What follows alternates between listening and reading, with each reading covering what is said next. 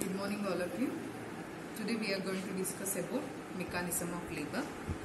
The mechanism of labor, first thing is definition of mechanism of labor and definition of labor.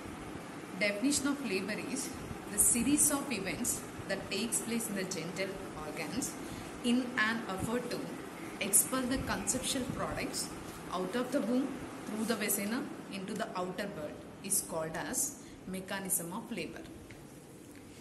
The series of events that takes place in the genital organ in an effort to expel the conceptual products out of the womb through the vagina into the outer world is called as mechanism of labor.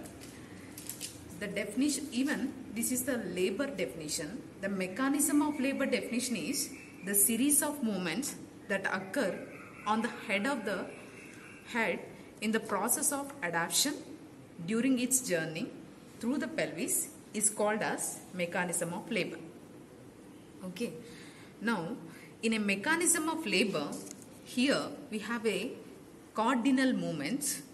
9 series of events are there. One is engagement, descent, flexion, and fourth one is internal rotation, and fifth one crowning, and sixth one extension, seventh one restitution, and eighth one is external rotation, and ninth is expulsion of trunk. The first one is engagement. Now let us see each one moment. The first one is engagement.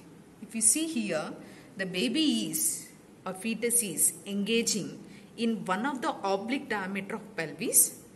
Engaging diameters of baby is suboccipitobregmatic 9.5 centimeters or suboccipitofrontal 10 centimeters, and here transverse diameter is biparietal diameter 9.5 centimeters will engages in pelvis.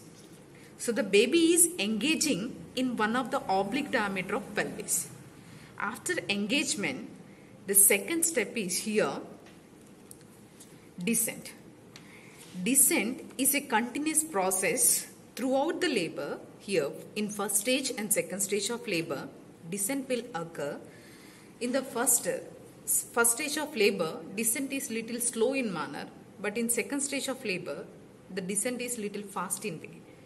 And in primary gravida cases, see, descent is nothing but from upper part the baby is going to be descent into the down.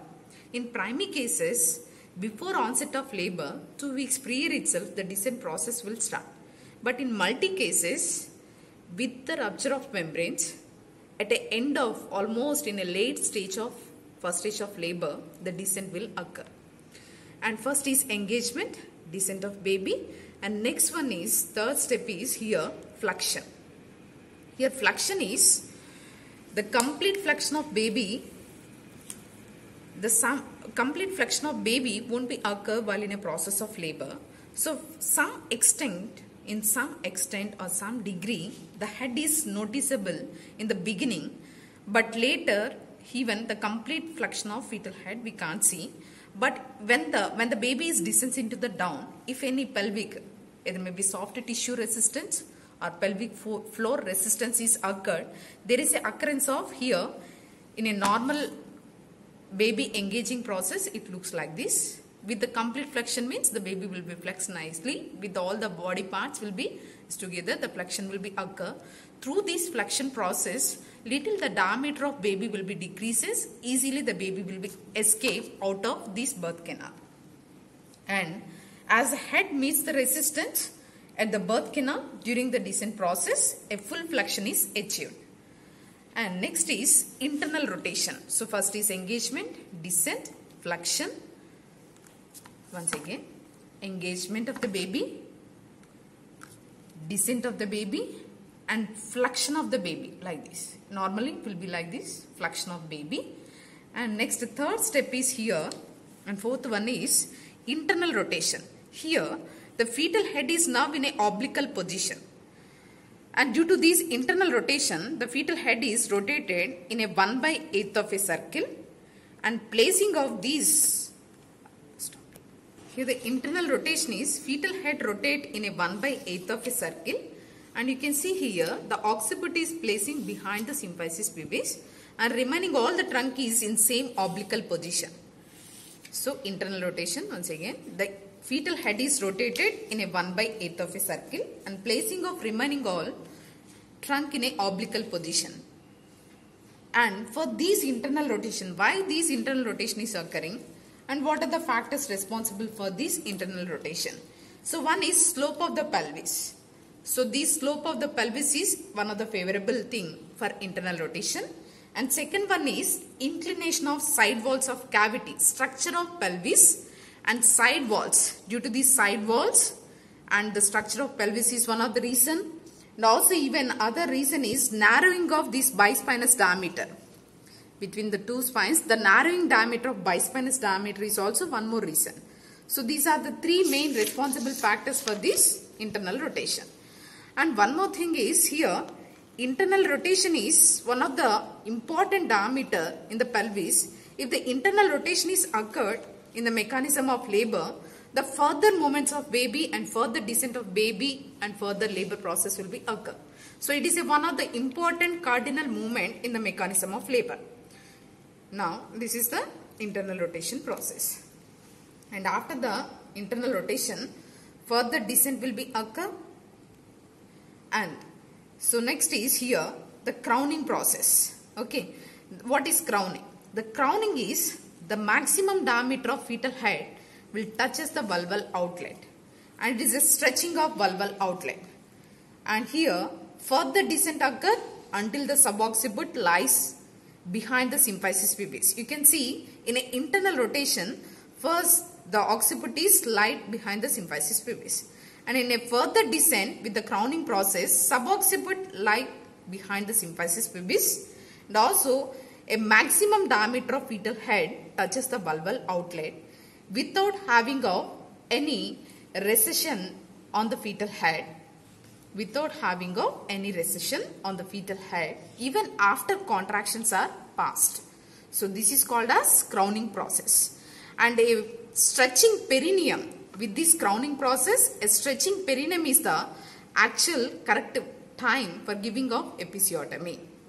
And next one is, after the crowning process, hold the baby while mechanism of labor. Always hold the baby in a proper in position. And even the pelvis we need to hold in an anatomical position. So now engagement, descent, flexion, internal rotation of fetal head, and next further movement, crowning will occur. Then after the crowning, extension of fetal head we can see. So here the extension of fetal head is with a couple of forces it will be happen. Here the couple of forces is, one thing is pelvic floor. Pelvic floor offers a upward forces, and here the baby and as well as even uterine contractions offer downward forces as well as forward forces. Okay, and pelvic floor is with the upward forces, and in the same way baby and uterine contractions gives a upward forces as well as forward forces. These downward upward forces will be neutralized in one point. Only the forward forces will be remain at last. These forward forces will be helpful for extension of fetal head. How this extension will be occur? So because of these forward forces, the extension will occur in baby. And first is there is a releasing of occiput, and with the following of brow path and face will be expelled out of the birth canal. And immediately after the expulsion of or extension of fetal head, it will be dropped down. It will be very close to the mother anus. And the next one is, next step is restitution. So here the restitution is, it's a, because of internal rotation, there is a torsion over the neck of the baby in a 1/8 of a circle. So because of this torsion of neck of the baby, furtherly restitution will occur in baby, that is in 1/8 of a circle. It is opposite to the internal rotation in this way. It is opposite to the internal rotation in a 1/8 of a circle. Then after the restitution,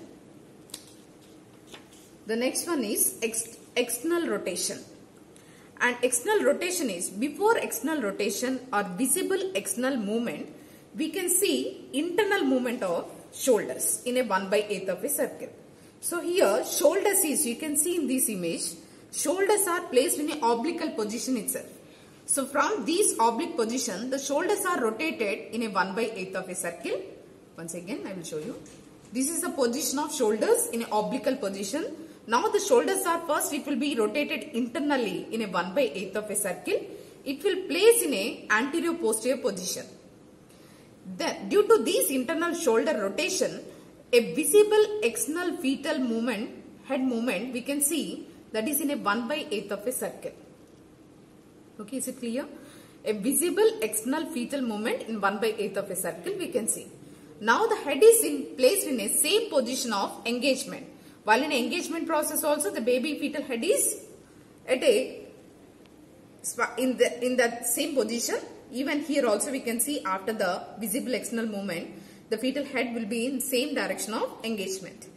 Then there is a further, due to the uterine contraction, furtherly the other series of events is here. First, due to the uterine contractions, first there is a releasing of anterior shoulder, and little with the upward movement there is a releasing of posterior shoulder, and furtherly after escaping of shoulders with the lateral flexion there is a expulsion of remaining baby trunk. So this is called as mechanism of labor. Let us show you once again the series of events.